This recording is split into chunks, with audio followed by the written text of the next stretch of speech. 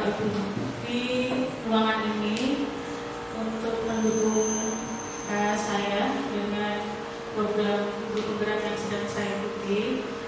Dukungan Bapak Ibu sangat saya apresiasi sekali, karena tanpa dukungan dari Bapak Ibu semua akan menambah menurut data ada 24 Bapak Ibu guru yang mengikuti penugasan ini, tetapi sambil menunggu yang lainnya, marilah kita serahkan buku. Marilah kita mulai dulu dengan membaca basmalah bersama.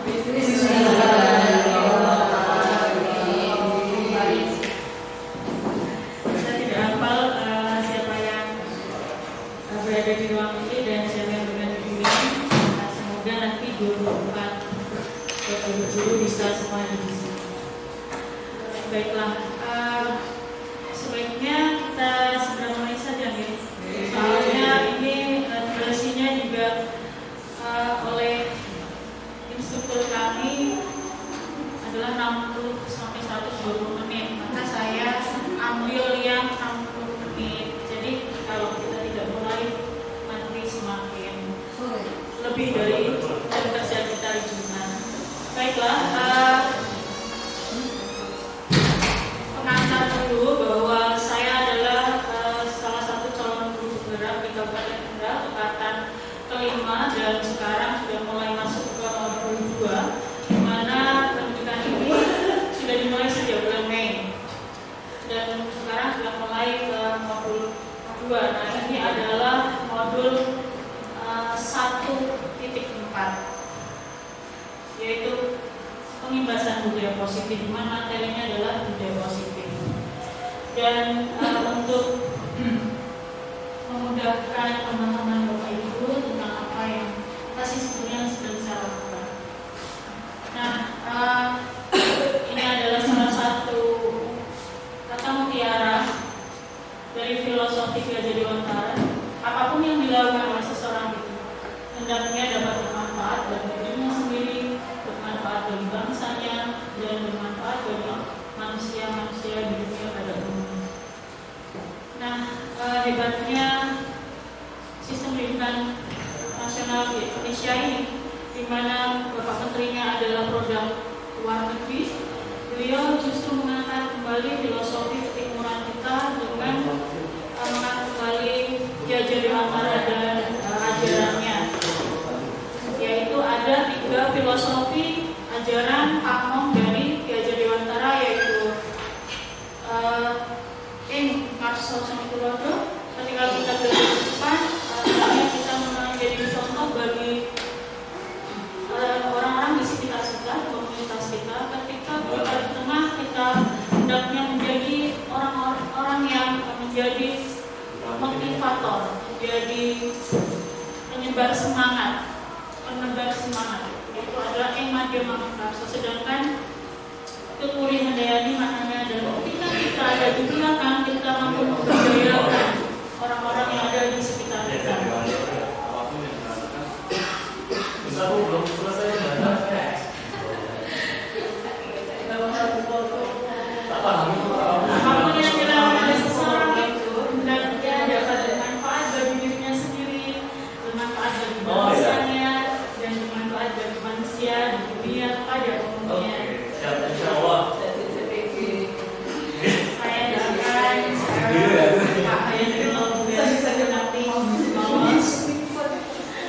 doakan apakah ya mungkin ini kemarin aja ya, apa sih PGP itu? PGP itu adalah program guru penggerak.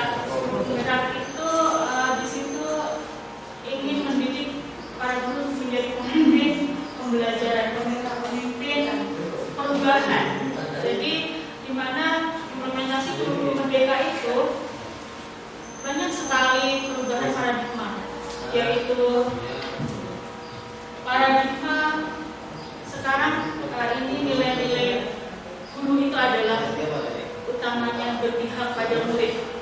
Nah, ini adalah hal yang baru, ya, karena diselaraskan dengan filosofi dari Ki Hajar Dewantara itu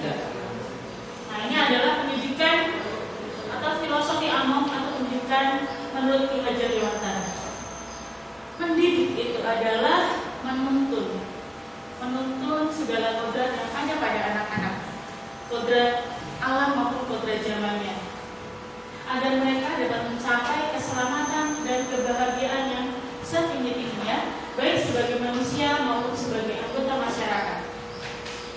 Pendidik hanya dapat menuntun tumbuh atau hidupnya kekuatan kodrat yang ada pada anak-anak, agar dapat memperbaiki lakunya, jadi bukan dasarnya. Memperbaiki lakunya, bukan memperbaiki dasarnya. Ya, memperbaiki laku hidup dan tumbuhnya kekuatan kodrat anak. Kekuatan kodrat itu ada dua, kodrat alam dan kodrat zaman. Ini dikaitkan mungkin dengan kemajuan teknologi yang membawa pengaruh yang sangat signifikan terhadap hambatan-hambatan yang anak hadapi saat ini. Misalkan pada saat saya sekolah dulu nggak ada namanya handphone, nggak ada sosial media, sehingga hambatan-hambatannya lebih sedikit.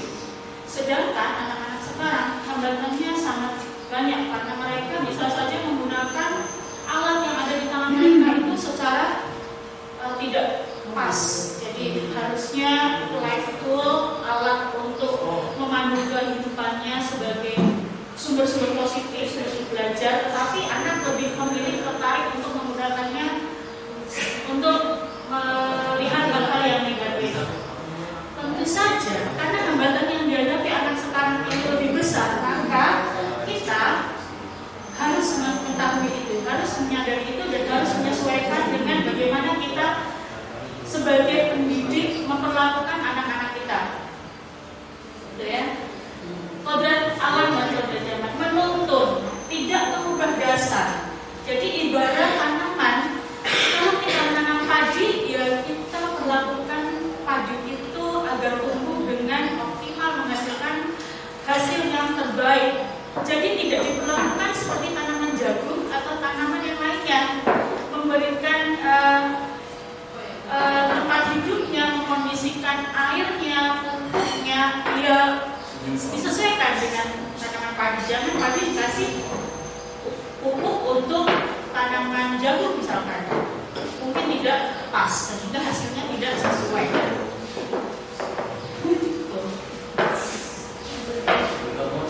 Kemudian nilai-nilai penggerak. Nah, ya nilai-nilai penggerak di sini memang seolah-olah tidak mengenai kita semua, karena yang berpenggerak kan cuma buaya dan kuning. Itu sebetulnya siswanya aja, calonnya. Karena memang nantinya proyeksinya semua guru yang berpenggerak gitu. Jadi saya sebagai orang yang berkesempatan untuk mendapatkan ilmunya lebih dulu harus menerapkan. Kita semua adalah guru penggerak, itu guru yang kita yakini, itu guru nilai-nilai yang kita pegang. Yaitu yang pertama ini yang mungkin paling berat. Ada itu lagi. Ya, yang pertama itu hal yang paling ya, berpihak pada murid, itu PR. Kami saja yang mengikuti pendidikan ini sangat hati-hati sekali dalam memaknai berpihak kepada murid ini, karena bisa saja ini sangat klise atau sangat di awal-awal gitu ya. Nah, nanti mungkin akan lebih jelas apa sih yang dimaksudkan ini. Kemudian seorang guru itu adalah mandiri. Mandiri itu dia punya daya lenting yang sangat tinggi terhadap situasi yang sedang dihadapi. Daya adaptif, ya. Mandiri, tidak tergantung pada orang lain. Bisa melakukan fungsinya sebagai guru, sebagai pendidik, sebagai pengajar secara mandiri. Kemudian reflektif. Reflektif ini guru mengetahui kekurangan dan kelebihannya sehingga dia punya daya saing. Dia berani untuk menjadi orang yang punya perspektif baru. Reflektif. Jadi setiap guru harus reflektif. Ya, setiap kita mengakhiri sesuatu pembelajaran, kita harus melakukan refleksi diri. Apa sih yang kita sudah berikan dan kita sudah dapatkan selama proses pembelajaran itu. Kemudian kolaboratif. Nah, ini juga bisa kita sudah memahami implementasi kurikulum merdeka, misalkan di proyek penguatan profil pelajar Pancasila yang baru kita ikuti itu sangat kolaboratif sekali. Nah, di sini guru tidak lagi bekerja secara sendiri-sendiri, tetapi kolaboratif. Walaupun tadi dituntut untuk mandiri. Ya, jadi kita dalam sebuah komunitas tidak menjadi orang yang menyulitkan orang lain, tetapi orang yang memberikan dukungan, memberikan support yang berfungsi untuk orang lain. Kemudian inovatif. Di sini cara telak ya, inovatif. Misalkan dalam kemarin misalkan proyek penguatan profil pelajar Pancasila untuk gaya hidup berkelanjutan. Loh, kalau bersih-bersih terus gimana? Bukan bersih-bersih terus, mungkin ada presentasi. Nah, untuk presentasi itu kita dituntut untuk menguasai media. Itu ya, nah media aplikasi-aplikasi yang diberikan di internet itu semakin kesini semakin gampang untuk kita pelajari. Misalkan Canva itu belajar dari tutorial di YouTube aja sudah bisa gitu ya. Nah, itu inovatif, itu sudah tidak bisa dicari lagi, kita harus inovatif.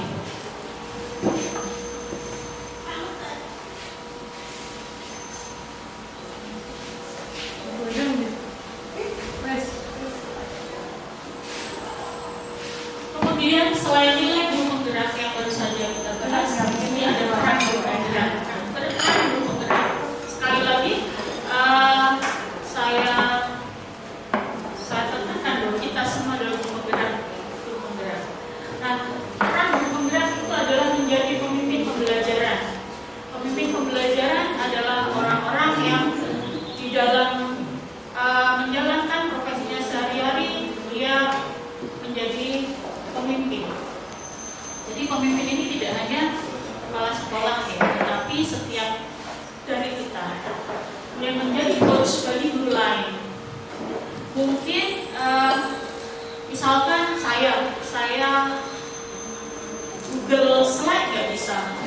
Nah, saya minta diajari oleh Pak Taufik yang merupakan Google Master Trainer. Nah, itu berarti Pak Taufik menjadi coach bagi saya. Misalkan saya, boleh kok, misalkan saya kok belum bisa, terus misalkan belum pengen minta diajari, saya harus bersedia karena saya melaksanakan peran saya sebagai guru penggerak, yaitu sebagai coach bagi guru lain. Kemudian mendorong kolaborasi. Ya, saya juga dituntut untuk bisa menggerakkan orang untuk berkolaborasi. Kebersamaan kita di sini siang ini dalam rangka mendorong kolaborasi. Walaupun saya difasilitasi oleh Bapak Kepala Sekolah, tetapi itulah kolaborasi seperti itu. Jadi kolaborasi antar pimpinan, antar guru, antar tenaga pendidikan dan siswa. Kemudian mewujudkan kepemimpinan murid atau student agency. Ini kalau di dalam kelas, jadi kita memimpin murid, tetapi meletakkan mereka sebagai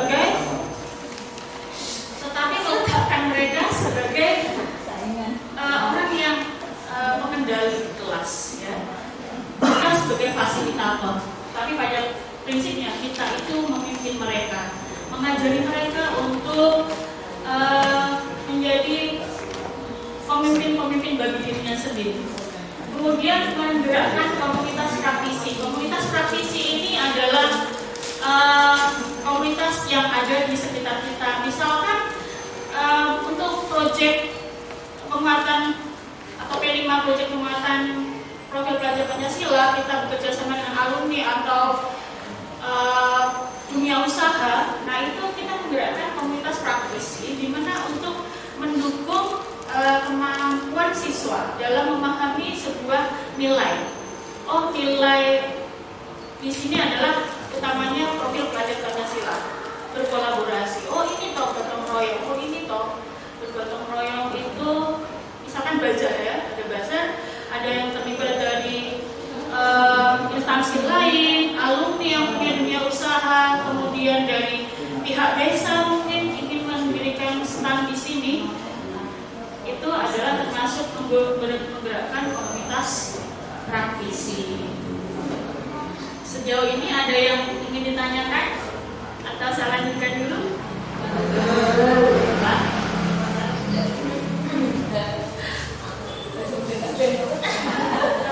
Karena ini ya ini sebetulnya ulang-ulang aja ya, yang ini kan sudah Bapak pahami, tetapi memang saya harus melaksanakan ini ya. Dan untuk membawa pemahaman ke nanti apa sih budaya positif, itu saya harus memberikan pengantar dulu. Profil pelajar Pancasila itu terdiri dari 6 dimensi. Ya. Jadi ada 6 dimensi. Dimensi pertama yaitu beriman dan bertakwa kepada Tuhan Yang Maha Esa dan beragama mulia. Nah, kemudian kedua mandiri, yang ketiga bergotong royong, yang keempat berkebinekaan global, yang kelima apa Bu? Yang kelima bernalar kritis, yang keenam kreatif. Nah, ini profil pelajar Pancasila P3 itu digunakan sebagai acuan untuk kita membuat proyek. Di mana proyek itu di Kudu Merdeka memegang peranan 30% dan kurikuler 70%. Maka di sini sebelum kita mengajak atau menanamkan, menjadikan anak-anak kita mempunyai profil pelajar Pancasila, tentu saja kita harus punya itu dulu.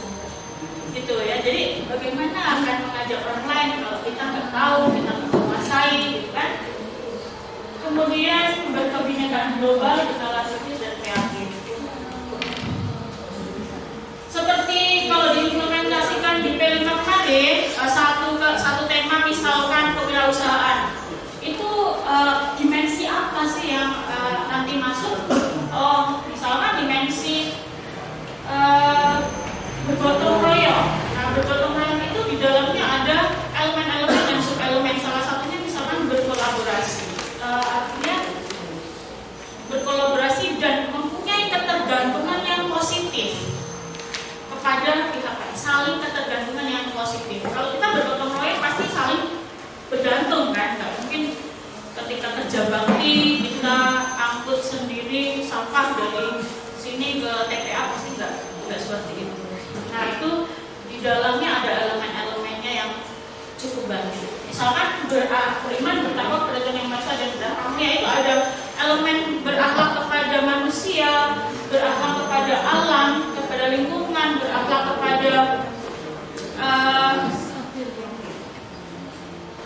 kepada Tuhan, kepada sama manusia, seperti itu. Jadi profil pelajar Pancasila ini adalah intinya. Nah, bagaimana sih kita itu bisa berpihak kepada anak? Gak mungkin tanpa kemampuan kita memahami mereka. Gak mungkin tanpa pengetahuan kita akan tumbuh kembangnya mereka, akan fungsi otaknya. Nah, saya nih berasa tadi saya ngobrol Bu Endah, berasa saya sedang dibentuk jadi psikolog gitu, untuk paham psikologi. Tetapi memang diberi ilmunya. Nah, ini ya perkembangan dan pembagian fungsi otak. Maka kita menemukan anak-anak yang ngomongin banyak, nggak memperhatikan guru, terus kita kemudian langsung berpikir kurang ajar.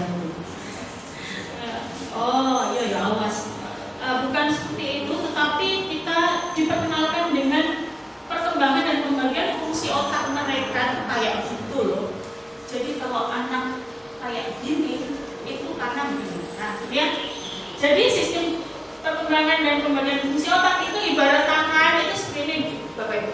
Jadi ini adalah batang otak. Ini adalah otak luhur, otak manusia. Tersembunyi ini adalah otak mamalia. Otak ini adalah batang otak itu namanya otak reptil. Jadi kemampuan otak yang menyerupai reptil. Bagaimana sih reptil itu terhadap segala sesuatu yang ada di sekitarnya? Dia yang bekerja dari refleks. Refleks bahwa yang ada di sekitarnya itu adalah musuh yang mengancam, adalah lawan. Maka harus aku lawan. Nah, itu adalah sistem kerja otak reptil. Ya. Organ yang digerakkan adalah jantung, hati, paru-paru. Maka jika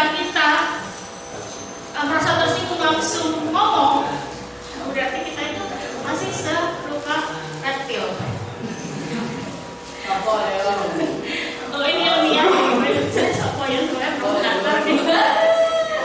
Ya ini ilmiah. Ya karena kalau belajar praktik, ini ada belajar praktik ini dosennya saya. Ya itu ya batang otak itu otak reptil. Nah ini bekerjanya melibatkan organ yang digerakkan adalah jantung, hati, paru-paru. Maka kalau kita marah itu kan deg-degan, nafasnya terengah-engah gitu ya. Kita udah dengar-dengar ya, Bu ya? Ya itu juga otak reptil karena masih kebutuhan dasar. Kebutuhan dasar ya. Reptil kan kalau mungkin emosi rasa cinta itu di mamalia, otak limbik, sistem limbik. Nah ini ada tersembunyi di bawah, di balik otak luhur atau neokortex atau otak pemikir. Nah ini otaknya manusia ini, otak neokortex itu. Jadi yang kedua tadi yang pertama adalah otak batang otak reptil. Yang kedua mamalia. Otak mamalia ini tersimpan, dia ngumpet. Ya kalau sistem otak yang sebenarnya ini perumpamaannya, dia ngumpet di dalam. Nah otak mamalia itu sistem limbik namanya itu pusat emosi. Jadi rasa marah, rasa sedih, rasa senang itu ada di otak mamalia, serta mamalia. Sekali lagi mamalia. Kita masih bicara yang kameranya kok binatang ya, tapi ini ilmiah. Emosi, jika emosi dibiarkan memegang kendali, maka kemampuan otak manusia nggak jalan. Dibiarkan seperti ini kan ngumpet ya, dia memberontak tuh marah atau cemburu gitu kayak Sambo gitu. Nah ini otak mamalianya memberontak melepaskan diri keluar, sehingga otomatis keempatnya kita ibaratkan sebagai otak manusia, otak luhur itu terbuka. Ketika posisi seperti ini otak manusia nggak bekerja, ya maka kenapa kita harus dituntut untuk bisa mengendalikan emosi.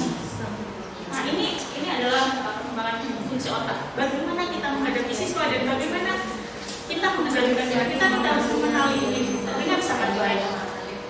Ya, jadi sistem limbik itu tersembunyi ketika dia melepaskan diri, lepas kendali, maka otak manusianya nggak bekerja. Makanya ada ungkapan kalau marah itu orang jadi bodoh. Ya, betul. Saya baru bisa mengatakan yang ini, bisa menerapkan tidak ya. Kalau marah orang jadi bodoh karena otak manusia nggak berfungsi. Kemudian yang ketiga adalah yang disebut sistem berpikir lambat. Tadi itu sistem berpikir cepat, di mana otak dan mulut lebih duluan yang maju mulut atau ini, gitu kan? Sekarang otak berbasis itu berpikir lambat itu adalah otak berpikir atau otak luhur. Nah di sini diibaratkan diumpamakan adalah otak primata juga selevel dengan otak manusia yang disebut secara kedokteran neokortex. Ya tugasnya adalah kemampuan berpikir logis, rasional, terstruktur dalam berbahasa, dalam perencanaan, pemecahan masalah, berimajinasi, berpikir strategis, kreatif, metakognitif. Ini adalah kerja sistem otak manusia. Ya tadi itu, kalau yang lebih bekerja itu sistem otak manusia, maka kita pasti punya daya analisis yang tinggi. Sebelum kita misalkan terhadap berita-berita palsu atau hoax, sebelum kita percaya, itu kita mikir dulu, tiga enggak sih? Misalkan di sosmed itu ada adegan seorang laki-laki, seorang front office atau office boy, seorang office boy mengelap sepatu seorang pembeli di sebuah restoran. Itu hanya sepotong itu saja. Orang akan langsung berkomentar, kurang ajar, tega banget, termasuk saya juga. Nah itu otak reptil saya bekerja. Nah itu padahal itu hanya potongan video. Jadi sekarang itu banyak hoax yang berupa potongan video, potongan omongan orang gitu ya.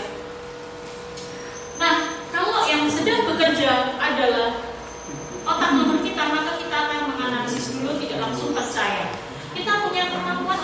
fisiologis itu yang bekerja.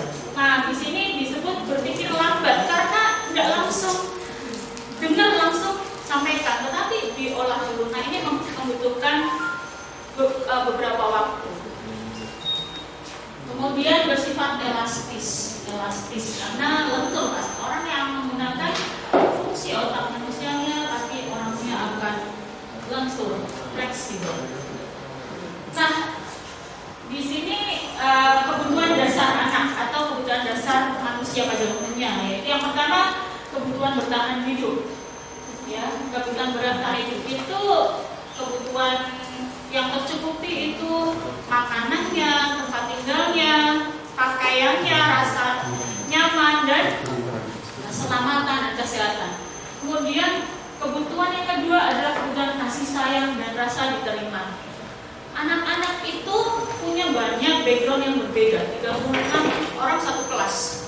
Itu sering saya tanya tadi pagi siapa yang berantem sama ibunya karena sangunya kurang. Pada ngaku, saya Bu. Hari ini siapa yang lesu, gak punya sangu yang gak dikasih sangu. Tadi pagi siapa berantem sama adiknya. Mereka datang ke sekolah dengan background yang berbeda-beda. Dan mungkin perkembangan zaman seperti ini banyak dari anak kita itu yang broken home, dari rumah tidak bahagia. Nah, di sini dia sebetulnya kurang kasih sayang dan rasa diterima, sehingga di kelas munculnya jadi anak-anak yang ketika gurunya ngomong ya tak perhatian. Nah, itu kita harus menyadari itu, mengetahui itu, memahami. Kemudian rasa diterima, dipedulikan, itu kita perlakuannya apa sih?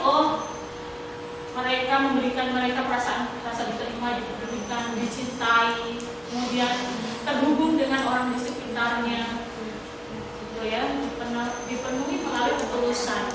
Setiap kita bisa merasakan ketulusan. Setiap kita diberi kemampuan oleh Allah SWT untuk merasakan ketulusan. Kemudian kebutuhan akan kekuasaan dan penguasaan. Nah, kalau Bapak Ibu menemukan ada yang sok merintah teman-temannya sok ini, nah itu dia memang punya kebutuhan itu, menguasai. Ya, misalkan termasuk menguasai gurunya, misalkan diajar malah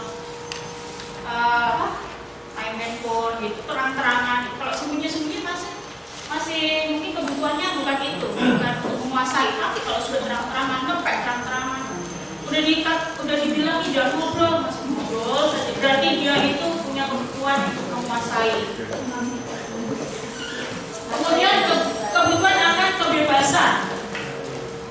Kebebasan dalam memilih dan membuat pilihan, bergerak, mencoba-coba hal baru. Nah, misalkan kalau di kelas itu ada yang suruh belajar di meja malah glosor. Nah, itu bisa dianalisis nih, antara pengen diperhatikan, butuh kasih sayang, atau memang dia bebas, pengen kebebasan, gitu ya, pengennya bebas, gitu, nggak butuh.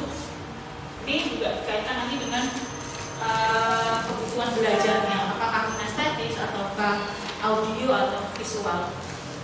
Kemudian kesenangan, kebutuhan untuk merasa senang, kebutuhan untuk mendapatkan kesenangan, bergembira, antusiasme, jadi ekspresif. Ada yang menyampaikan idenya cukup mengatakan, ada yang saya Bu, ada yang sambil gerak gitu. Nah, itu adalah kesenangan. Ya, senangnya gitu.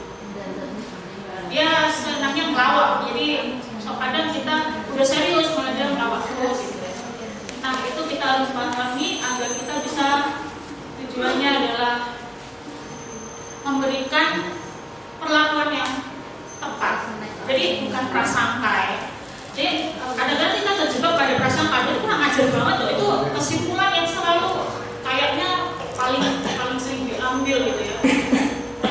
Kan untuk itu kita harus punya, iya, saya juga pernah kayak gitu.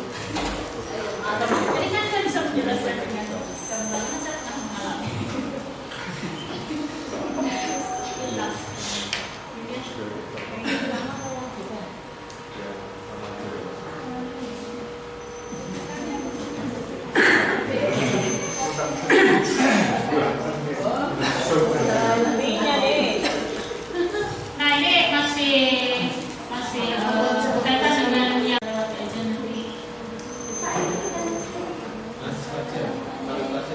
Nah,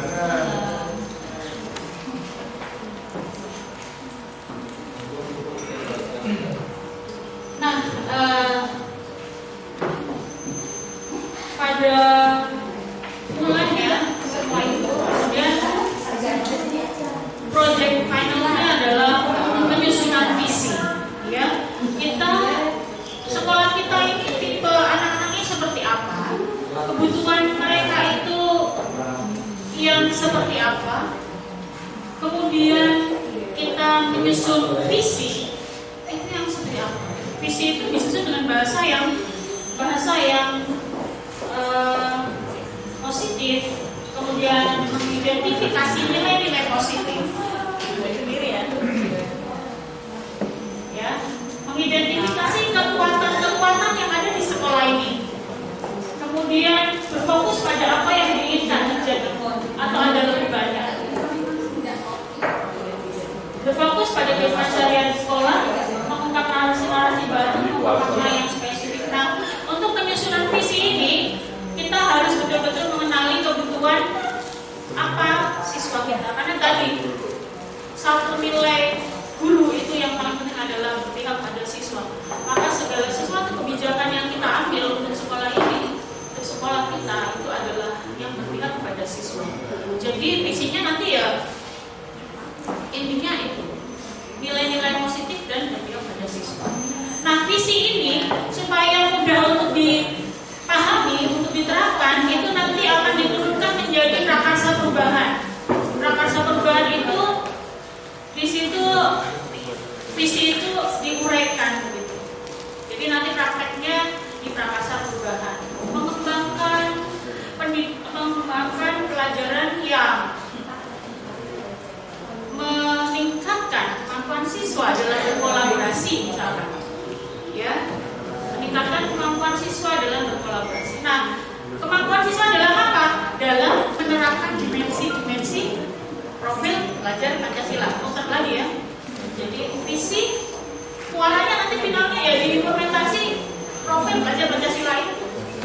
Karena memang itu yang menjadi intisari dari kurikulum merdeka. Nah, ini kita sudah sampai ke budaya positif di sekolah. Perubahan paradigma. Bapak Ibu bisa baca. Nah, ilustrasi ini adalah seperti tangan yang dikepal. Bisa minta tolong dipraktekkan Bapak Ibu semua mengepalkan tangan. Mengepalkan tangan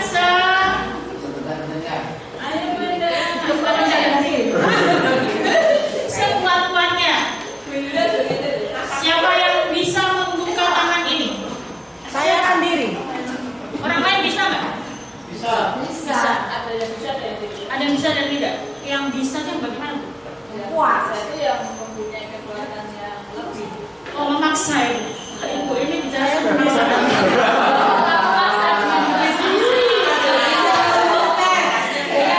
Oh, di diskusi itu beda lagi. Buka ya. Sekarang buka. Puisi dibuka. Iya. Luar konteks, luar konteks. Iya, oh enggak, ini sangat kontekstual. Iya, intinya adalah yang dibuka ini bukan orang lain.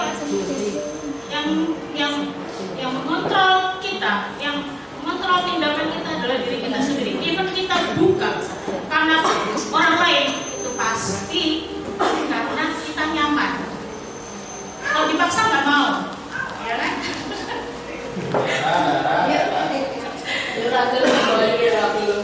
Iya, jadi tadi benar dibisik-bisikin.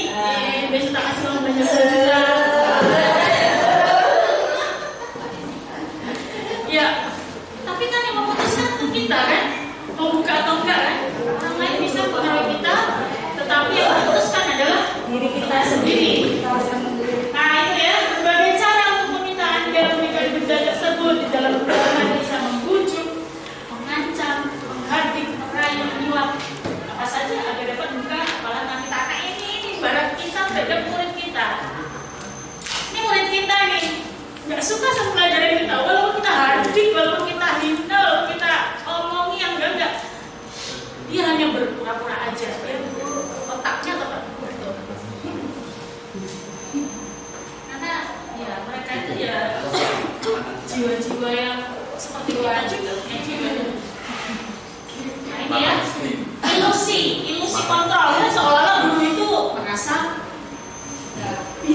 mengontrol murid. Padahal enggak.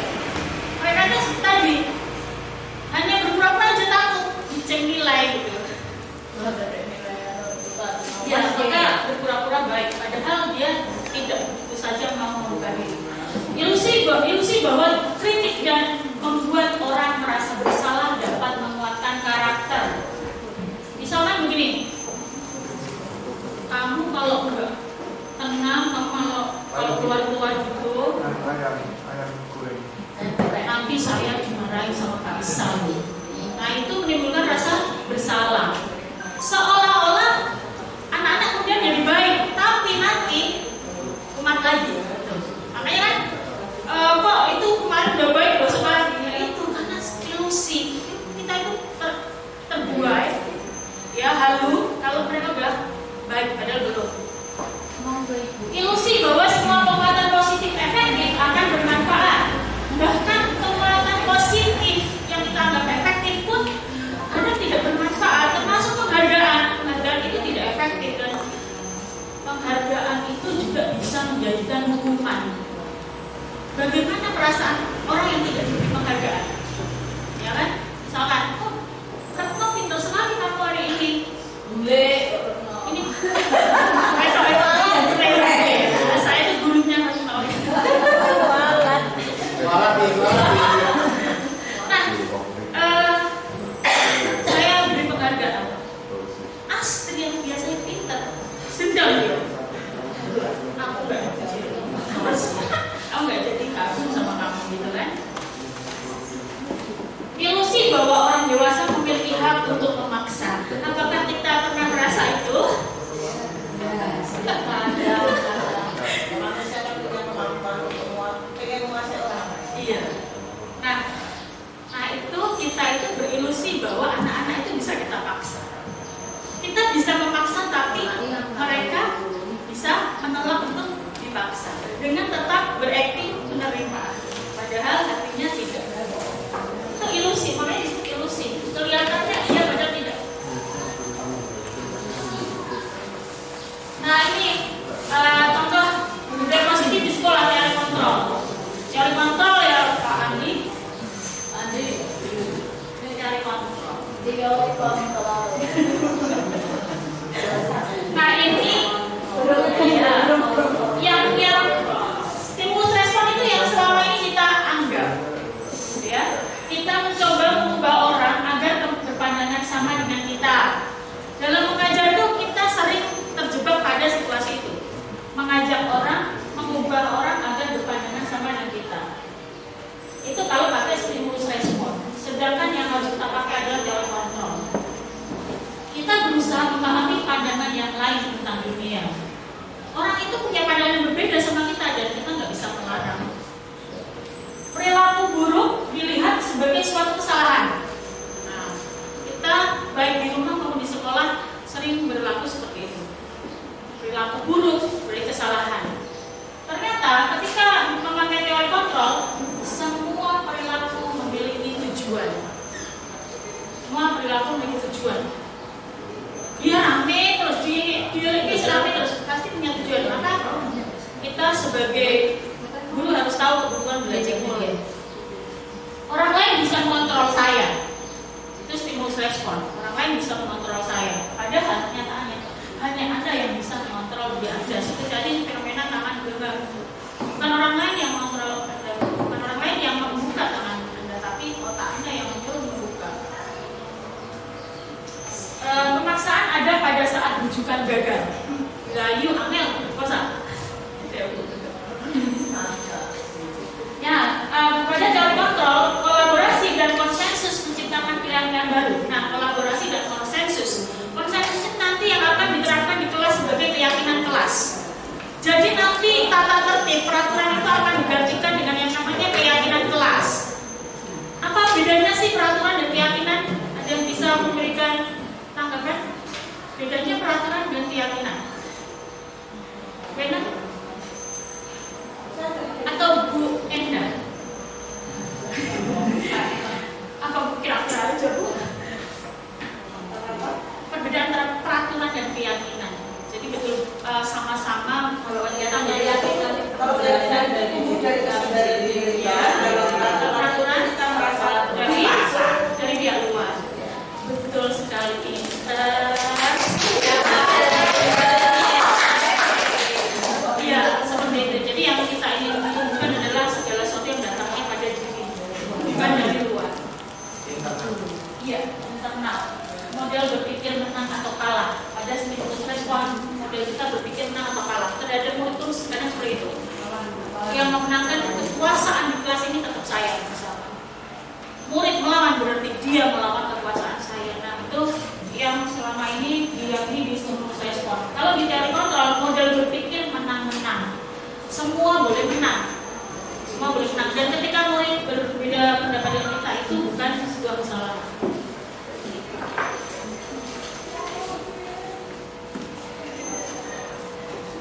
ini, apakah karena disiplin? Jadi budaya positif itu ya kaitannya dengan disiplin karena kurikulum merdeka. Saya dulu waktu pertama kali mendengar itu berarti bocah-bocah tidak disiplin. Terus iya cara disiplinkan? Ternyata dikasih cara, dikasih pemahaman, disiplin. Walaupun memang nanti kita kadang membayangkan gini ya, remote amat gitu ya. Tetapi mungkin baru 30% atau 35% yang saya alami adalah ketika kita mencoba mendekati mereka, kita itu akhirnya enggak terlalu ngoyo. Mereka tuh jadi kayak sudah terhegemoni itu didominasi tapi bahagia. Kita tetap mendominasi mereka dan mereka nggak merasa didominasi. Itu yang kadang tidak kita bayangkan terjadi di balik hal yang kayaknya rumit gitu ya. Ada upahnya mesti. Disiplin, pada prinsipnya ini intinya disiplin itu adalah mendisiplinkan diri. Nah ini mungkin ilustrasi dari, nah ini nilai-nilai kebajikan universal itu ya kalau untuk murid ya kembali lagi ke profil pelajar Pancasila. Di situ sudah mencakup semua nilai kebajikan universal. Ya, ininya itu. Kemudian nah ini ya, teori motivasi perilaku manusia. Motivasi eksternal tadi yang peraturan dan keyakinan tadi. Nah, kalau peraturan tadi motivasi eksternal ya, untuk menghindari ketidaknyamanan atau hubungan apa yang akan terjadi apabila saya tidak melakukannya. Anak itu biasanya seperti itu. Motivasinya masih eksternal banget. Pakai sepatu hitam biar nggak dirampas gitu. Nah itu masih motivasi eksternal karena peraturan, gitu kan? Untuk mendapatkan imbalan dari orang lain, sanjungan. Misalkan Bapak Ibu, aku mau ini masuk kelas tepat waktu biar di alam paksa, gitu. Nah itu contoh ya, contoh. Berarti itu masih motivasinya eksternal, bukan aku pengen cepet ke kelas kangen sama anak-anak. Sudah internal. Nah, motivasinya adalah ada perubahan diri. Kalau aku berubah, aku nanti pengen jadi apa? Kalau itu anak-anak kita kasih. Kalau jadi kita sering menanyakan. Misalkan setelah mereka melakukan pelanggaran itu, kita terima, kita gunakan posisi kontrol kita dan restitusi. Setelah ini kita bahas restitusi. Itu mereka akan kita tanya. Setelah ini kamu mau jadi anak yang seperti apa? No? Gitu. Jadi nanti dia akan menyampaikan komitmennya sendiri yang gak dipaksa dan otomatis sistem otaknya sistem berpikirnya akan selalu membuat dia seperti itu.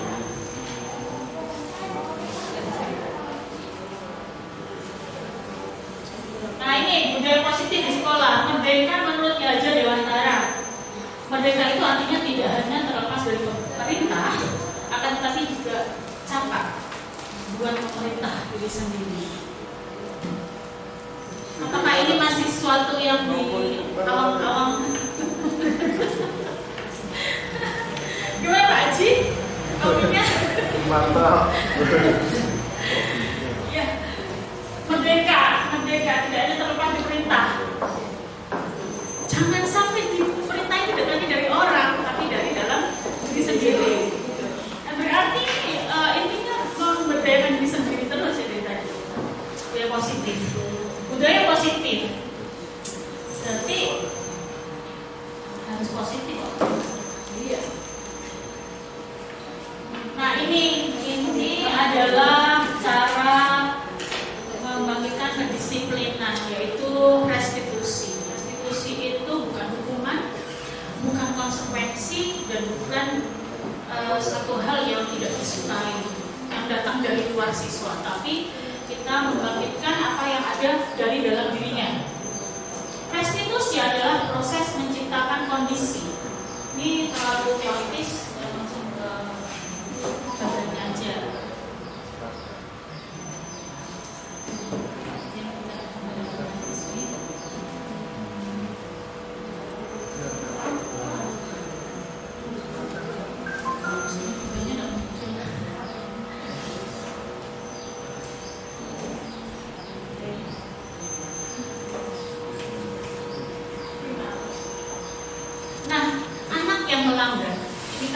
konteksnya dengan budaya positif dan tentang kedisiplinan yang kaitannya pasti dengan pelanggaran atau pengingkaran keyakinan kelas. Atau keyakinan kelas itu nanti lebih besar bentuknya skala keyakinan sekolah. Keyakinan itu adalah dari kesepakatan yang diambil kelas. Itu. Jadi yang berlaku di kelas nanti bukan peraturan lagi, tapi keyakinan kelas yang diambil dari kesepakatan antar semua siswa. Jadi orang yang melakukan pelanggaran itu ketika kita lakukan pendekatan dengan metode restitusi, itu akan kembali ke tengah komunitasnya menjadi orang yang lebih baik dengan kesadaran sendiri. Kita gali nilai-nilai positif dari dalam dirinya. Maaf ya Pak Aji dan Bu Indah, aku ikut cerita.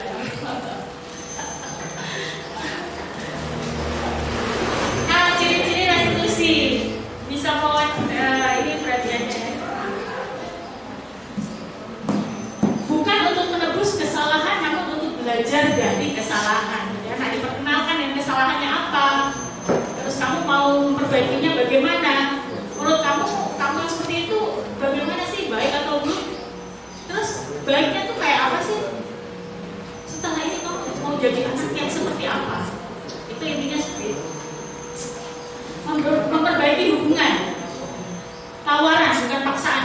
Kamu mau nggak menjadi, misalkan pasalnya telat, kamu mau nggak besok nggak telat lagi? Misalkan kenapa sih kamu kok telat? Perasaanmu gimana sih? Jadi diselami dia, ditanya tujuanmu apa, gitu ya. Jadi kamu merasa ini nggak tadi masuk kelas ada guru, gimana perasaanmu? Buruk sekali, gitu ya, buruk sekali. Dia sendiri yang menyatakan, bukan dari kita. Dia sendiri yang menyatakan tentang dirinya, dan dia sendiri yang berkomitmen untuk memperbaiki. Restitusi menuntut untuk melihat ke dalam diri. Anak-anak itu kan kemampuan mentalnya kan belum sebagus kita yang sudah berumur gitu ya. Sudah mendapatkan pendidikan yang memadai untuk jadi pendidik gitu. Mendapatkan pendidikan psikologis. Anak-anak itu kan nggak tahu. Jadi jangan perlahan seolah-olah mereka tahu sehingga kita punya tuntutan yang tinggi. Restitusi mencari kebutuhan dasar yang mendasari tindakan. Nah tadi kebutuhan dasar itu kebutuhan rasa senang, rasa bebas, perasaan dicintai karena mungkin di rumah orang tuanya jadi TKW atau nggak ada yang memperhatikan dia. Restitusi itu adalah cara yang paling baik. Restitusi fokus pada karakter, bukan tindakan. Jadi bukan pada tindakan apa yang kita ambil, tapi meluruskan lagi tentang dia menggali pemahamannya tentang dirinya sendiri.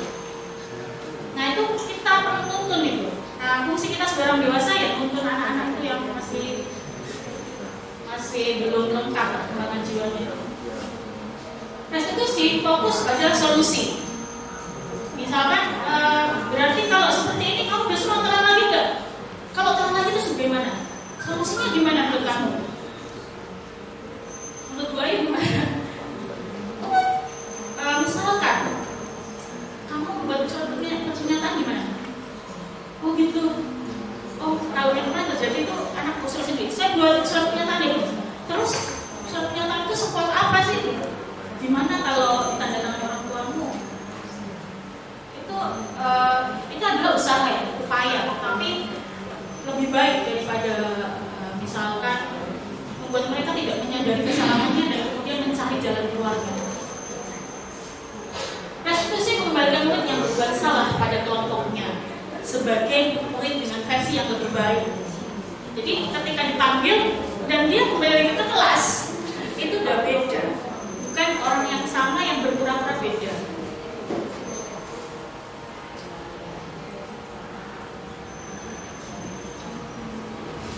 Nah ini yang tadi, mengapa nggak peraturan saja? Mengapa harus keyakinan? Jawabannya tadi sudah diberikan oleh Bu Minda, Bu Rianti, dan Bu Minda dengan sangat baik. Nah ini untuk membandingkan mana yang peraturan dan mana yang keyakinan. Dua-duanya sama pakai nama kesepakatan kelas. Gimana? Mana yang hijau itu yang peraturan atau yang hijau yang keyakinan? Dari susunan kalimatnya. Keyakinan yang mana, peraturan yang mana? Tidak kelihatan. Kalau yang hijau itu kalimatnya diawali dengan datang tepat waktu, mengucapkan salam, menjaga kebersihan sekolah, berdoa sebelum dan sudah kegiatan aktif dalam pembelajaran tertib. Itu yang hijau. Kalau yang sebelahnya judulnya sama, kesepakatan kelas, dan kalimatnya kami guru dan murid yang saling menyayangi, kami murid yang semangat belajar, kami murid yang peduli dengan teman-teman. Nah, mana yang peraturan dan mana yang keyakinan? Kemudian yang mana? Yang keyakinan bunyinya yang apa? Bu, saya kan tidak kelihatan, tapi tadi saya yang dibicarakan ke Ibu, mungkin yang apa namanya keyakinan yang tidak jelas, keyakinan ya. Jadi ini tetap sumbernya dari luar diri kita. Kalau bahasa Inggris itu imperatif, imperatif itu diawali dengan kata kerja, itu berarti nyuruh, gitu kan? Open the door, diawali dengan kata kerja, berarti nyuruh. Nah itu belum keyakinan, masih aturan, datangnya dari luar, bukan dari dalam diri sendiri. Kalau yang berwarna putih, kesepakatan kelas ini, kami guru dan murid yang saling menyayangi. Nah itu kayak ini ya, mantra. Jadi ketika sudah ada kesepakatan kelas, sudah ada keyakinan kelas itu, kayaknya kita masuk ke kelas menjadi orang tidak menyayangi murid itu jadi nggak enak gitu kan? Itu treatment kita memperlakukan diri kita dulu, mengkondisikan diri kita sebagai orang seperti itu, dan itu bisa dirasakan oleh murid kita. Katanya kan inarsa struktur. Kita tetap lebih depan daripada murid kita, karena umur kita sudah lebih tua dari mereka, pendidikan kita lebih tinggi dari mereka, pengetahuan kita lebih banyak dari mereka. Ini adalah implementasi budaya positif itu. Kalau saya rincikan mungkin kecil-kecil urusannya ya. Bapak Ibu,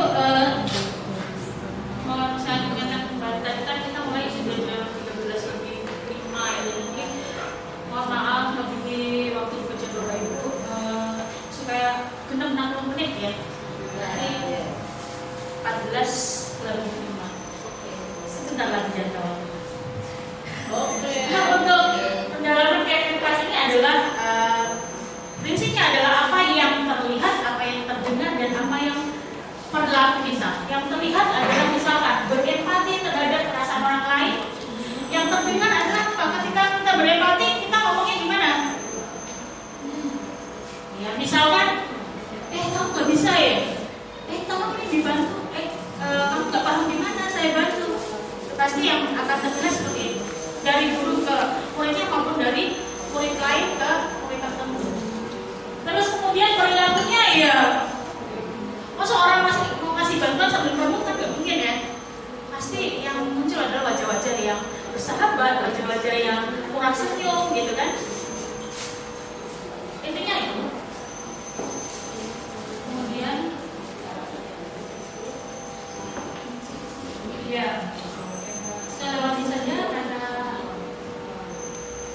ini nanti bisa kita gali di lain kesempatan. Saya ingin langsung ke apa yang menjadi rancangan program saya. Ini mungkin sedikit kita 5 posisi kontrol kita. Selama ada posisi penghukum, membuat orang merasa bersalah, teman, pemantau, dan manajer. Selama ini kita seringnya sebagai apa? Sebagai Rina sedang menertawakan apa?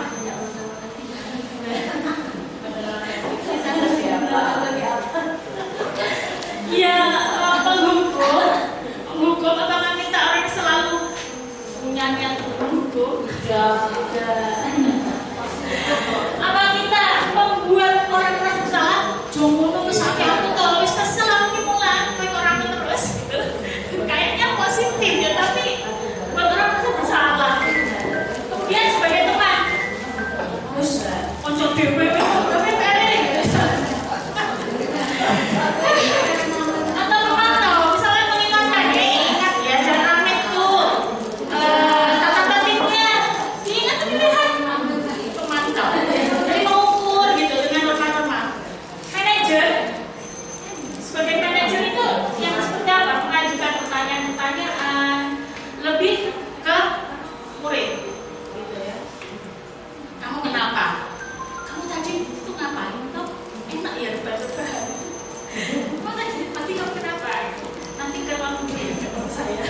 Udah dipanggil gitu aja, mereka udah ngerbek loh.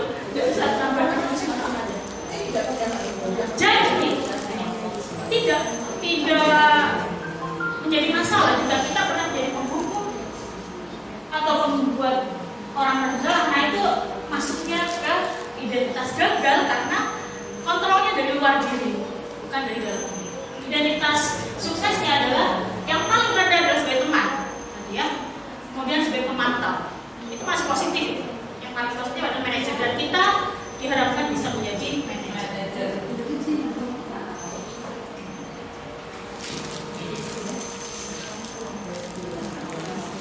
Nah, ada contoh-contoh ungkapan. Saya kecewa sekali dengan kamu, buat orang merasa bersalah. Kamu tuh nggak pernah benar ya, disuruh bikin PR, salah. Iya itu.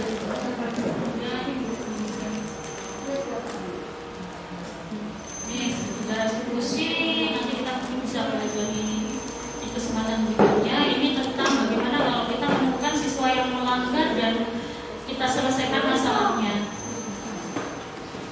Nah ini rencana tindakan untuk aksi nyata. Saya punya program yaitu budaya positif di sekolah ini, budaya senyum, sapa, salam, dan kenal. Ya. Apakah itu? Apa? Dan bagaimana cara melaksanakannya? Apakah yang maksud senyum, salam, sapa, kenal itu? Kayak gitu aja ditanyakan. Ya. Iya, hubungan yang harmonis dan hangat di antara semua warga sekolah, saling menyayangi antara guru dan muridnya, saling kenal. Ya, kenapa saya menganggap ini penting? Karena banyak murid kita itu masuk ruang guru, Bu mau tanya mejanya guru Bu bahasa Indonesia. Nah itu menyakitkan sekali. Dan saya masuk kelas ini nanti setelah saya belajar siapa? Pelajaran ekonomi, siapa yang ngajar? Bu ekonomi. Bu sejarah yang itu loh, Bu. Yang jas merah itu. Yang jas merah itu siapa? Yang nonton saya antara benarnya sama bendang ya kan? Kenapa sih harus senyum? Salam sapa kenal, bawa memberikan senyum, menyapa, salam, dan mengenal dengan baik orang kita jumpai dan berada di sekitar kita itu sesuatu yang mendatangkan rasa gembira. Ya kan? Memberikan senyuman itu mendatangkan rasa gembira nggak pada diri kita? Iya. Iya, tidak terpaksa.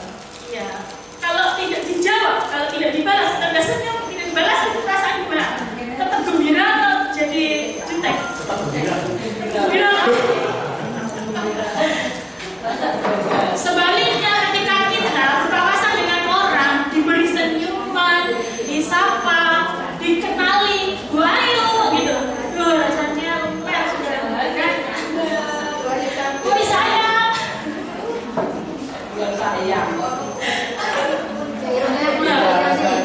Bu Ayu aja sudah gunakan Astri. Itu kan siapa tuh? Bagas. Aisyah, Ramewu. Di sekolah Adriana sudah ada, tapi udah betul-betul dipraktekkan belum, gitu kan? Iya. Nah, beberapa siswa tidak menyapa guru ketika bertemu atau berpapasan. Ya kan? Nggak ngajar, saya kenal nggak boleh gitu kan?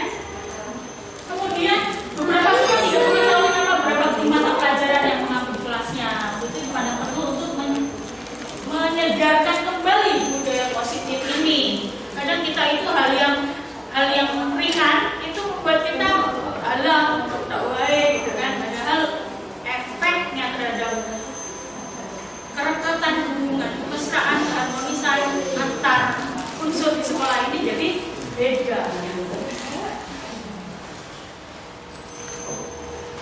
Nah ini ya tujuannya menumbuhkan kepedulian, empati, dan beretika pada diri murid, menumbuhkan nilai-nilai kebajikan, menghormati dan peduli pada orang lain, menciptakan kondisi positif di mana murid mengenal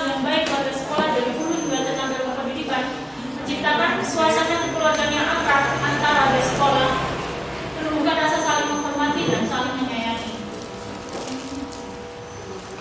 Kemudian, ya bagaimana supaya itu bisa terwujud? Butuh dukungan semua unsur, semua stakeholder di sekolah ini, dari kepala sekolah sampai siapapun yang ada dan berinteraksi dalam sekolah ini. Jadi saya membayangkan itu nggak ada orang yang cuek-cuekan ketika berpapasan gitu, hanya karena nggak kenal murid sama para pekerja bangunan. Walaupun mereka bukan unsur yang tetap berada di sekolah itu, tapi mereka berada di sini. Murid dengan bapak ibu yang berjualan di kantin itu juga harus nggak ada hal-hal yang membatasi. Nah itu butuh dukungan semua pihak dan butuh keteladanan dari bapak ibu guru. Jangan nyuruh muridnya senyum, bapak ibu gurunya nggak senyum, gitu kan? Jadi biar aja dikasih label mewehan. Ya kayak masalah papihan itu aja yang papi sama Pak Muklis nggak masalah. Nah kalaupun tercapainya program ini adalah jika murid tersenyum, murid mengucapkan salam dan menyapa siapa saja yang dijumpainya di lingkungan sekolah gitu. Jadi kalau misalkan kamu kenal saya nggak? Ini nggak kenal, banyak. Misalnya Bu Rita bukan Bu Rani gitu kan? Ada yang mencari Bu Rani kalau yang bisa bagus. Ya mereka baik maka semua guru dan tenaga pendidikan, bahkan kadang murid sama murid itu nggak kenal. Iya. Misalkan kelas sebelah aja nggak kenal kan? Misalkan kelas ya dukungannya ya. Dan bagi bapak ibu guru pun jangan canggung untuk memperkenalkan diri, untuk tebar pesona gitu kan? Harus tebar pesona itu harus. Ya, kalau papi sudah terlatih. Karena yang paling tolong ukur pencapaian yang paling tinggi itu papi. Itu terlatih, kalau sini melatih. Nah, kalau apa yang juga kan nggak ada lah itu. Diri kita dan hati kita yang